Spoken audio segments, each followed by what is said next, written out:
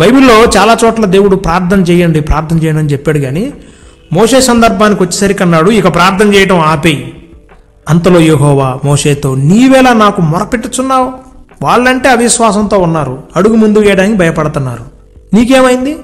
నీతో నేను ఇన్ని కార్యాలు చేయించాను కదా, కన్నులారా నువ్వు చూస్తున్నావు కదా, నీకేమైంది? నీ కర్ర ఎత్తు. విశ్వాసం అనే కర్రను ఎత్తిపట్టుకోవాలి. ఎత్తిపట్టుకొని అడుగు ముందుకు వేయాలి. అప్పుడు మన ఎదురుగా ఉన్న సమస్య ఎర్ర సముద్రం వల్ల 2 పాయలై మనకు దారి ఇస్తుంది. ఇశ్రాయేలు ప్రజలందరూ అనుకున్నారు, ఐగుప్తు చెర నుండి మేము విడుదల పొందుకున్నాము, ఇక మాకు డోకా లేదనుకున్నారు. దేవుడేమో చుట్టూ తీసుకెళ్తున్నాడు. ఇక మాకు రక్షణ వచ్చేసింది, మేము అనుకున్న ఆ వాగ్దాన భూమికి చేరుకుంటాము, మమ్మల్ని ఎవరు ఆపలేరు అనుకున్నారు. ఇంత దూరం బాగానే ఉంది కదా. కొంత దూరం వచ్చిన తర్వాత కుడి ఎడమల పిహాహిరోతు కొండలు ఉన్నాయి, ఎదురుగా ఎర్ర సముద్రం ఉంది, 3 వైపులు బంధించబడి ఉన్నారు. వెనక చూస్తేనేమో ఫరో సైన్యం తరుముకుంటూ వస్తుంది. ఇప్పుడు ఇలా పరిస్థితి ఏంటంటారు? ఇక ఫరో అనుకుంటున్నాడు, నిర్గమకాండము 14వ అధ్యాయం 3వ వచనంలో ఫరో ఇశ్రాయేలును గూర్చి, వారు ఈ దేశంలో చిక్కబడి ఉన్నారు, అరణ్యము వారిని మూసివేశను అనుకొనెను. మళ్ళీ దొరికిపోయారు, ఇక వీరిని వదిలిపెట్టలేదు, ఈసారిలాగా వదిలిపెట్టేది లేదు, మళ్ళీ జుట్టు పట్టుకొని లాక్ రావాలనుకుని బయలుదేరాడు. ఇశ్రాయేలులో ఒక భయం, కలవరం. పాపం అప్పుడేనండి వాళ్ళు కూడా వారి ఆత్మీయ జీవితానికి పునాది వేసుకొని కొంచెం అడుగులు వేస్తున్నారు, బుడి అడుగులు వేస్తున్నారు. బుడి అడుగులు వేస్తున్న క్రమంలో ఓ పెద్ద శ్రమ వచ్చేసింది. ఆషామాష శ్రమ కాదు అది. స్టార్టింగ్లో 10 అద్భుతాలు చూశారు, దేవుడు చేసినవి చూశారు, విజయోత్సవ ర్యాలీని నిర్వహించుకుంటూ బయలుదేరారు. కానీ శ్రమ వచ్చేసరికి ఏం చేయాలో అర్థం కాల. ఏమన్నారు తెలుసా? 11వ వచనానికి వచ్చేసరికి, ఏమయ్యా మోషే, ఐగుప్తులో సమాధులు లేవనే ఈ అరణ్యంలోకి మమ్మల్ని తీసుకొచ్చావు, మమ్మల్ని చంపడానికి తీసుకొచ్చావు కదా, నిజం చెప్పు. లేకపోతే ఏంది మోషే, ఎక్కడో 40 సంవత్సరాలు ఎక్కడో గొర్రెలు కాసుకొని వచ్చి ఎడకొచ్చేసి మా మీద ప్రయోగాలు చేస్తావేంటి? అయిపోయింది, ఇక మనం సరెండర్ అవ్వడం మంచిది మోషే అనుకున్నారు. ఎందుకంటే వాళ్ళ పరిస్థితి ఎలా ఉందంటే మోయబడిన పరిస్థితి, 4 వైపులా మోయబడింది. ఈరోజు నీ ఆర్థిక పరిస్థితి కూడా ఇలానే మోయబడింది కదా, ఎటు వెళ్ళలేని పరిస్థితి, ఏ నిర్ణయం తీసుకోలేని పరిస్థితి. అసలు ఈ ఉద్యోగం చేయాలా వద్దా? ఉద్యోగం మానేస్తే శాలరీ రాదు, మానేయకపోతే ఇక్కడ టార్చర్ భరించలేము. ఇలాంటి 4 వైపులా మోయబడిన పరిస్థితి. నా ప్రియమైన సహోదరి సహోదరుడు, ఇలాంటి సందర్భంలో నువ్వు చేయాల్సింది ఏంటో తెలుసా? మొరపెట్టుకోవాలి. 2 విశ్వాసం ఉంచాలి. ఇశ్రాయేలు పరిస్థితి ఏంటంటే వెనక చూస్తే నుయ్యి, ముందు చూస్తే గొయ్యి, కుడి ఎడమలకు వెళ్లకుండా పిహాహిరోతు కొండలు. అసలు ఆ పిహాహిరోతు కొండలు అంటే ఎక్కలేమంటండి, అసలు అంత భయంకరంగా ఉంటాయి. పోనీ వాళ్ళు ఒక్కళ్ళ ఇద్దరు ఎక్కడానికి, వృద్ధులున్నారు, బాలింతలున్నారు, గర్భిణీ స్త్రీలు ఉన్నారు, చిన్న బిడ్డలు ఉన్నారు, ముసలి వాళ్ళు ఉన్నారు. యవనస్తులంటే ఏదో ఒక రకంగా ఎక్కిపోతారు, కానీ మరి వారి కుటుంబ సభ్యులు, అసలు వారు నడిపిస్తున్న నాయకుడు మోషే గారికి అప్పటికి 80 సంవత్సరాలు దాటిపోయింది, ఆయనే వృద్ధుడు. యెహోషువ, కాలేబు లాంటి యువకులైతే ఎట్లోకట్లా ఎక్కిపోతారు, కానీ మరి మిగతా వాళ్ళ పరిస్థితి ఏంటి? ఇలాంటి చిక్కబడిన పరిస్థితుల్లో ఈరోజు మనలో చాలామంది కొట్టుమెట్టాడుతూ ఉన్నారు. ఏ నిర్ణయం తీసుకోలేరు. ఏదైనా నిర్ణయం తీసుకుంటే ఏదైనా జరిగిద్దేమో అన్న ఒక బాధ, ఏదైనా జరిగితే కుటుంబం కొలాప్స్ అయిపోయింది. నా ప్రియమైన సహోదరి సహోదరుడా, ఇలాంటి సమయంలో నేను చేయాల్సింది ఏంటో తెలుసా? మోకాళ్ళు వేసి 4 గోళ్ల మధ్య కుటుంబంగా కూర్చొని ప్రార్థన చేయాలి. ఆ సందర్భంలో వీళ్ళు ఇన్ని తిట్టిపోసుకుంటున్నా, మోసే చేసింది ఏంటంటే ప్రార్థనే. మొదట పలికేండి మాటలు ఏంటో తెలుసా? విశ్వాసపు మాటలు పలికాడు. మీరు ఊరకనే ఉండండి, భయపడమాకండి, ప్రభు మనల్ని రక్షిస్తాడు, ప్రభు మనల్ని దాటిస్తాడు, ప్రభు మనకి వాగ్దాన భూమిని ఇస్తాడు, ప్రభువు మనల్ని కనికరిస్తాడు, యెహోవా మీ పక్షమున యుద్ధము చేయును, మీరు ఊరకనే ఉండవాలని వారికి చెప్పాడు. అయినా వీళ్ళు ఊరుకోరుగా. భయం, అవిశ్వాసం. ఎందుకంటే ఫరో వస్తాడు, ఫరో బలం ఏంటో వాళ్ళకి తెలుసు. నేడు చాలామంది క్రైస్తవులు ఫరో బలాన్ని చూస్తున్నారు, కానీ దేవుని బలాన్ని చూడటం లేదు. అందుకే వారి జీవితంలో వెనక్కి కానీ ముందుకు కానీ అటు ఇటు జరగకుండా ఎక్కడ వేసిన గొంగలి అక్కడే ఉన్నట్టు అక్కడే ఉంటారు, అదే ఉద్యోగంలో ఉంటారు, అదే పని చేస్తూ ఉంటారు. ఏమవుతుందో ఒక స్టెప్ తీసుకుంటే అని భయం సాతాను, ధైర్యం ప్రభువు. నువ్వు భయపడుతూ అక్కడే ఉన్నావు, కెరియర్ ఏమైపోయిద్దో. ప్రార్థన చేయి, విశ్వాసం ఉంచు, ప్రభు కార్యం చేయటం ప్రారంభిస్తాడు. ఎటూ వెళ్ళలేని దుస్థితిలో ఏడవటం మొదలుపెట్టారు వీళ్ళు. 1 సంవత్సరం కాదు, 2 సంవత్సరాలు కాదు, 430 సంవత్సరాల కంటే పైచీలుగా ఇశ్రాయేలులు ఫరో బలమైన హస్తం కింద బానిసలుగా ఉన్నారు. ఆ ఫరో బలం ఏంటో తెలుసు, వాడెంత క్రూడో తెలుసు, ఎంత కఠినుడో తెలుసు, ఎంత మూర్ఖుడో తెలుసు, వారి పిల్లలకి చేసిన అన్యాయం తెలుసు, వారికి సరిగ్గా ఆహారం ఇవ్వకుండా గ్రాసం ఇవ్వకుండా పనిచేసే బానిసత్వ సంఖ్యల కింద వారిని ఎట్లా అనగదొక్కాడో తెలుసు. మనం ప్రభు వైపు చూడాలి, ఫరో వైపు కాదు. ఫరో అంటే సాతానుగాడే. వాడు మనల్ని చిక్కించుకోవడం కోసం, బాధించడం కోసం, నలగొట్టడం కోసం, అంధకారంలో బంధించడం కోసం వాడు ఎప్పుడు ప్రయత్నాలు చేస్తూనే ఉంటాడు. మనం చేయాల్సింది బలమైన దేవుని హస్తము శూరకార్యాలు చేయగలదు అని ఆ హస్తం వైపు చూడాలి. కానీ మనం ఆ రథాల వైపు, వాడి గుర్రాల వైపు, వాడి సైన్యం వైపు, వాడి శత్రువు వైపు, వాడి సమూహం వైపు చూసి మనం భయపడిపోతాం. అద్భుతం ఏంటో తెలుసండి, దేవుడు పగల మేఘ స్తంభమై రాత్రి అగ్ని స్తంభమై వారి మధ్యకు వచ్చి నిలిచాడు. ఇక వారు రథాల ముందుకు సాగలేని పరిస్థితి. ప్రేమైన సహోదరి సహోదరుడా, నిర్గమకాండము 14:15 అంతలో యెహోవా మోషేతో, నీవేలా నాకు మొరపెట్టుచున్నావు? సాగిపోవుడని ఇశ్రాయేలులతో చెప్పుమో, నీవు నీ కర్రను ఎత్తి ఆ సముద్రం వైపు నీ చెయ్యి చాపి దానిని పాయలుగా చేయుము. సింపుల్ అండి. మోషేతో ఏమంటున్నాడు తెలుసా? ఇక ప్రార్థన చేయటం ఆపేసి నీ కర్ర ఎత్తి సముద్రం వైపు చూపించు. కర్ర విశ్వాస జీవితానికి గుర్తు. బైబిల్లో చాలా చోట్ల దేవుడు ప్రార్థన చేయండి అని చెప్పాడు. కానీ మోషే సందర్భానికి వచ్చేసరికి అన్నాడు, ఇక ప్రార్థన చేయటం ఆపేయి. అంతలో యెహోవా మోషేతో, నీవేలా నాకు మొరపెట్టుచున్నావు? వాళ్ళంటే అవిశ్వాసంతో ఉన్నారు, అడుగు ముందు వేయడానికి భయపడుతున్నారు. నీకేమైంది? నీతో నేను ఇన్ని కార్యాలు చేయించాను కదా, కన్నులారా నువ్వు చూస్తున్నావు కదా, నీకేమైంది? నీ కర్ర ఎత్తు. విశ్వాసం అనే కర్రను ఎత్తిపట్టుకోవాలి. ఎత్తిపట్టుకొని అడుగు ముందుకు వేయాలి. అప్పుడు మన ఎదురుగా ఉన్న సమస్య ఎర్ర సముద్రం వల్ల 2 పాయలై మనకు దారి ఇస్తుంది. ఏ సమస్య నీ ఎదురుగా వచ్చిందని నువ్వు ఈరోజు ఒకచోట నిలిచి చూస్తూ భయపడుతూ ఉన్నావో, నా ప్రభు అంటున్నాడు, ఆ కొండ వెళ్ళి సముద్రంలో పడాలని గద్దించు.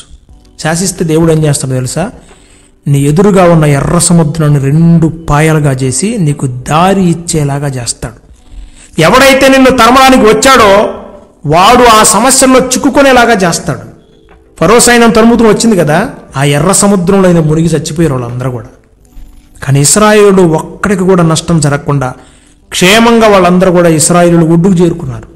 ఈరోజు నువ్వు ఎక్కడ బంధించబడి ఉన్నా సరే, నీ ఎదురుగా కొండలాంటి సమస్యలున్నా, ఎర్ర సముద్రం లాంటి సమస్యలు నీ ఎదురుగా వచ్చి నిలబడినా, నువ్వు చేయాల్సింది ఏంటంటే ప్రార్థన.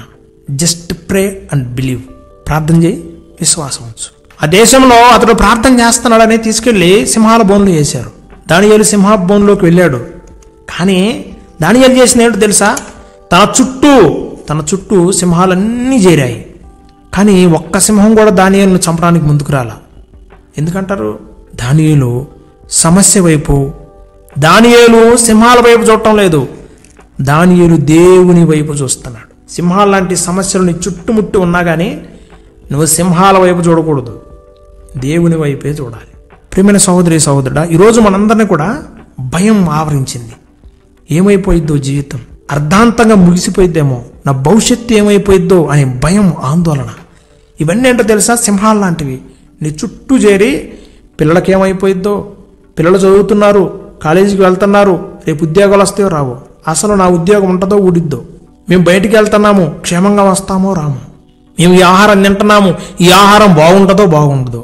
ఇట్లాగా అనేక రకాల సింహాల లాంటి సమస్యలను మనం మెడలో వేసుకొని తిరుగుతూ ఉంటాం.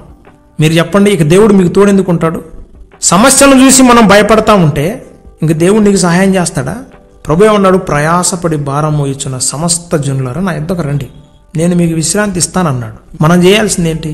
ఎక్కడ భయం నీకు పడుతుందో అక్కడే ఆ భయాన్ని గోతి తీసి దాంట్లో పాతిపెట్టి ప్రభు వైపు చూడాలి. దానియేలు ప్రభు వైపు చూశాడు. అద్భుతం ఏంటో తెలుసా? ఒక్క సింహం కూడా దానియేలును తాకలేదు. ప్రార్థనా పరులను ఏ సమస్య తాకదండి, మీరు నమ్మండి. దానియేలు దగ్గరకు వచ్చి గబ్రియేలు ఏమన్నాడు తెలుసా? నువ్వు దేవునికి బహుప్రియుడవు అని అన్నాడు. ప్రార్థనా పరులు దేవునికి ఇష్టమైన నైవేద్యాలు, బహుప్రియమైన వాళ్ళు. వారి జీవితంలోకి ఏదొచ్చినా దేవుడు అస్సలు సహించడు. వారి ఎదుట సముద్రాలను పాయలు చేస్తాడు, కొండలను పిండి చేస్తాడు. నా ప్రియమైన సహోదరి సహోదరుడు, ఈరోజు మనం చేయాల్సింది ఏంటంటే, యుద్ధము యెహోవాదే, నీది కాదు. సమస్య నీది అనుకుంటున్నావు కాబట్టి అది నిన్ను వెంటాడుతుంది. నీది కాదు, అది యెహోవాది, దేవునిది. ఎందుకంటే ఆయన నీ పక్షాన యుద్ధం చేస్తాడు.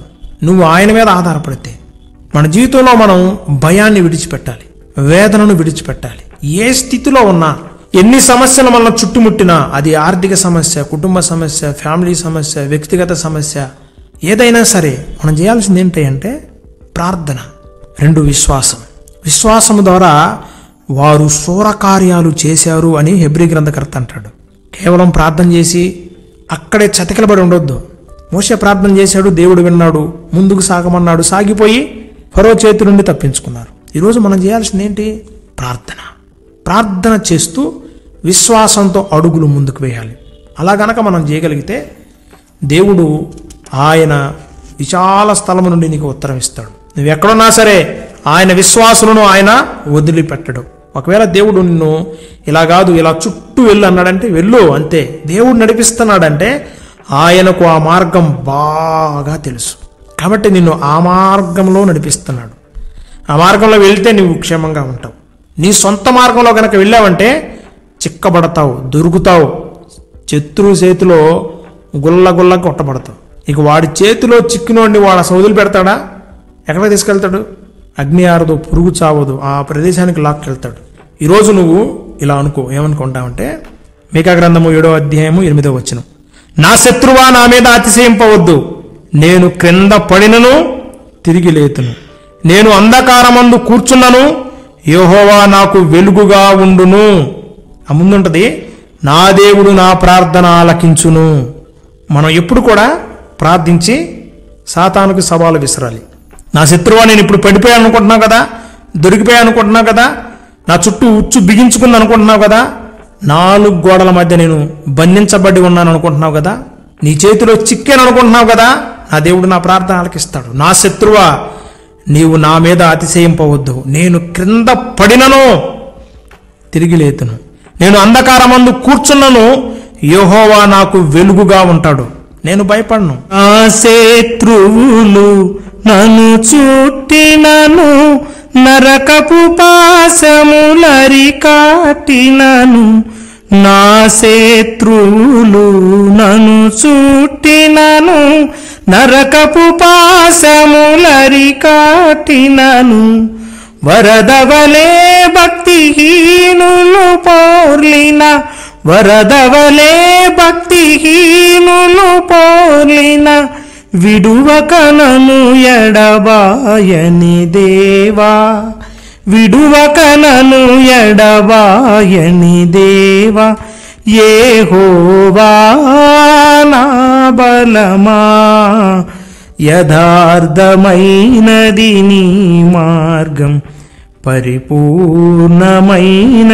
నీ మార్గం, యెహోవా.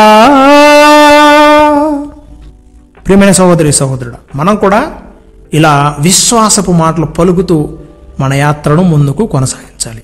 అట్టి కృపాభాగ్యం దేవుడు మనందరికీ దయచేయునుగాక. ఆమేన్. మహాపరిశుద్ధుడా, మహాగణుడా, మహాదేవుడా, మీకు స్తోత్రం నాయనా. ఇప్పటి వరకు నాయనా వినవాక్యమును బట్టి మీకు స్తోత్రములు ప్రభువా. నాయనా మీ విరుకులో ఉన్నప్పుడు, మొరపెట్టినప్పుడు విశాల స్థలముల నుండి నీవు మాకు విజయాన్ని ఇచ్చేవాడవు, జవాబునిచ్చేవాడవు. నాయన ఇశ్రాయేలు ప్రజల ప్రభువా, నాయన పిహాహీరోతు కొండల మధ్యలో ఎదురుగా ఎర్ర సముద్రం ఉండగా దాటలేని పరిస్థితుల్లో చిక్కుకొని ఉన్నప్పుడు మోషే ప్రార్థన చేశాడు. నాయన అద్భుతమైన విజయాన్ని ఇచ్చావు. ముందు చూస్తే నువ్వు, వెనక చూస్తే గొయ్యి లాంటి పరిస్థితుల్లో, ఆయన మూసివేయబడే పరిస్థితుల్లో ఈరోజు ఎంతరైతే నా ప్రభు నీ సన్నిధిలో ఈ ప్రార్థనలో ఏకీభవించి ఉన్నారో, పరిశుద్ధమైన తండ్రి, అది ఆర్థికంగా కానీ, వ్యక్తిగతంగా కానీ, కుటుంబంగా కానీ, ఉద్యోగ పరిస్థితుల ద్వారా కానీ, అయా పిల్లల విషయాల్లో కానీ, అయా ఎటూ వెళ్ళలేని పరిస్థితి, అయా మరోవైపు సాతానుగాడు ఫరో రూపంలో తరుగుతున్న పరిస్థితుల్లో చిక్కుకున్న బిడ్డలుంటే యేసు నామమున మీరు ఈరోజు ఇప్పుడే ఈ క్షణమే విడిపించండి, బాగు చేయమని అడుగుతున్నాం ప్రభా. ప్రతి ప్రతికూల పరిస్థితుల్లో మీరే ఉండి అయా యుద్ధము చేయండి, విజయాన్ని ఇవ్వమని అడుగుతున్నాం. దాటివేసే కృపని దయచేయమని అడుగుతున్నాం. నీ చిత్తమైతే ఈ ప్రతికూల పరిస్థితుల నుండి తప్పించుకునే కృపని కూడా ఇవ్వమని అడుగుతున్నాం ప్రభా. మా బిడ్డలు నాయన అప్పుల సమస్యల్లో చిక్కుకున్నారు, ఆర్థిక సమస్యల్లో చిక్కుకున్నారు, కుటుంబ సమస్యల్లో, వ్యక్తిగత సమస్యల్లో చిక్కుకున్నారు, అనారోగ్య సమస్యల్లో చిక్కుకొని ఉన్నారు ప్రభా. అయ్యా ఎవరు విడిపింపలేని బంధకాల్లో చిక్కుకున్నారు నాయన. దయచేసి నా ప్రభా నీవే అయా ఈ చిక్కుకున్న చిక్కుముడులన్నిటిని విడిపించమని అడుగుతున్నాం ప్రభా. దయచేసి దాటించండి ప్రభా. ఎర్ర సముద్రాన్ని దాటించినట్లుగా అయ్యా నీ ప్రజలను కూడా ఈ సమస్యలన్నిటి నుంచి దాటించమని అడుగుతున్నాం. వివాహం కొరకు సిద్ధపడిన బిడ్డలకి పరిశుద్ధమైన వివాహాన్ని మీరు జరిగించమని అడుగుతున్నాము. ఇక ఇది జరగదు అని నా ప్రభా అన్న పరిస్థితుల్లో కూడా నువ్వు శూర కార్యములు చేశావు నాయన. నువ్వు జరిగించి వివాహ మహోత్సవాలను జరిగించండి. గర్భఫలాన్ని లేని బిడ్డలకు కూడా గర్భద్వారాలు తెరవమని అడుగుతున్నాం ప్రభా. డాక్టర్ల సైతం మూసివేయబడింది గర్భద్వారం, ఇక అవ్వదు అన్న వారికి కూడా నా ప్రభా అయా నీవే నా ప్రభా శూర కార్యములు జరిగించమని అడుగుతున్నాం ప్రభా. అయా గర్భద్వారాలు తెరవండి, బిడ్డలకి గర్భఫలాన్ని ఇవ్వమని అడుగుతున్నాం. అనారోగ్యంతో బిడ్డలు ఉన్నారు నాయన, సంపూర్ణమైన స్వస్థతను ఇవ్వండి ప్రభా. అయా మంచాన్ని పట్టుకొని మూలుగుతున్న బిడ్డలు ఉన్నారు ప్రభా, లేవలేని స్థితిలో ఉన్నారు ప్రభా. అయా అరిపాదం మొదలుకొని నడినెత్తి వరకు ఉన్న బలహీనతలో తొలగించమని అడుగుతున్నాం ప్రభా. ఇక నా వల్ల కాదు, నేను ఇక వెళ్ళి ఈ యొక్క స్వస్థతను నేను పొందుకోలేను అనుకున్న వారికి కూడా నువ్వు స్వస్థతను దయచేసావు నాయన. 38 సంవత్సరాలు అక్కడ పడి ఉన్నాడు బెతస్తా కోనేరు దగ్గర, ఆయనను నా ప్రభా నువ్వు కనికరించావు. ఈరోజు కూడా వాని మీద చూపిన కనికరం మా బిడ్డల మీద చూపండి, స్వస్థతను దయచేయండి. అరిపాదం మొదలుకొని నడినెత్తి వరకు ఉన్న బలహీనతలు, రుగ్మతలు, రోగములు, దీర్ఘకాలిక వ్యాధుల నుండి విడుదల దయచేయమని అడుగుతున్నాం. మా బిడ్డలు నాయన గర్భిణీ స్త్రీలు ఉన్నారు ప్రభా, దయచేసి నాయన తల్లి బిడ్డలకు క్షేమాన్ని ఇవ్వండి. ఆయన గర్భిణీ స్త్రీలు, బాలింతలు, డెలివరీ కోసం వెళ్తున్న బిడ్డలు అయా నాయన దయచేసి సుఖమైన ప్రసవం జరిగినట్లుగా కృప దయచేయండి. తల్లి బిడ్డలకు క్షేమాన్ని దయచేయమని అడుగుతున్నాం ప్రభా. అయా నాయన ప్రభా చదువుకుంటున్న బిడ్డలున్నారు ప్రభా, జ్ఞానమునందు వయసునందు దేవుని దయందు వర్ధిల్లాలి ప్రభా. నా ప్రభా షడ్రక్ మేషక్ అబేద్నెగో దానియేలు ఏ విధంగా అయితే ప్రభా సంస్థానంలో గొప్ప పండితులుగా వర్ధిల్లారో అయ్యా మా బిడ్డలు కూడా నాయన వీరు ఉంటున్న ప్రదేశాల్లో ఈ దేశంలో పండితులుగా ప్రభు వర్ధిల్లాలి నాయన.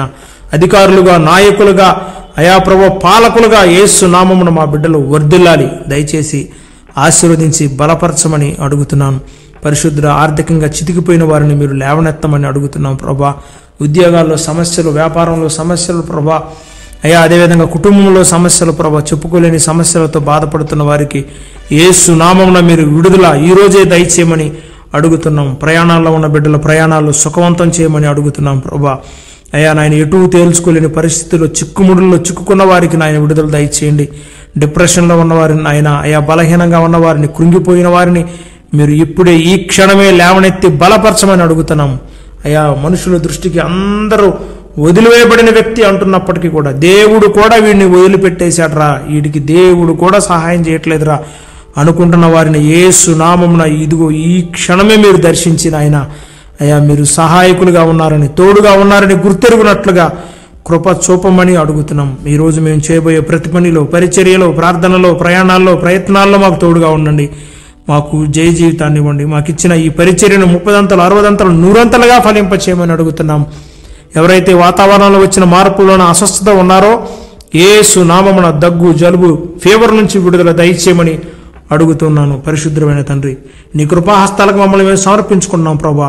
మా జీవితాలను బాగు చేయండి, సరిచేయండి. రక్షణ మారు మనసు లేని వారికి రక్షణ మారు మనసునివ్వండి. రక్షణలో ఉన్న బిడ్డలందరూ ఫలించి వృద్ధి చెందుదురుగాక. యేసుక్రీస్తు నామంలో అడిగి వేడుకొని పొంది ఉన్నాము తండ్రి, ఆమేన్. మన తండ్రి అయిన దేవుని ప్రేమ, ఆయన కుమారుడైన ప్రభు అయిన యేసుక్రీస్తు వారి దివ్యకృప, పరిశుద్ధాత్మని అన్యోన్య సహవాసము ఈ ప్రార్థనలో ఏకీభవించిన మనందరికీ, సకల పరిశుద్ధులకు, సార్వత్రిక సంఘమునకును సదాకాలము తోడయుండి నడిపించును గాక. ఆమేన్.